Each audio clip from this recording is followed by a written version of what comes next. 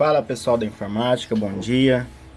Aqui quem vos fala é o seu amigo Douglas. Eu tô fazendo esse vídeo aqui para trocar uma ideia aí com o pessoal para saber qual que é o problema que pode estar acontecendo com esse HD. Eu abri ele aqui, eu vou ligar ele agora.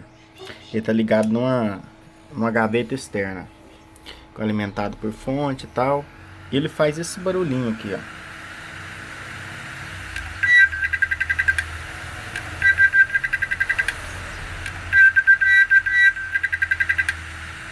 E como tem muito arquivo, eu não gostaria de estar perdendo os arquivos. Eu gostaria de uma ajuda aí de pessoal que tem mais experiência em HD, para mim estar trocando a peça, porque eu tenho muito HD aqui na loja. Para mim tá trocando a peça, se possível, para me recuperar meus arquivos e quem sabe recuperar o HD ou aí eu jogo fora, né? Então, quem souber aí, dá um, dá um salve aí para nós, beleza? Obrigado, tchau.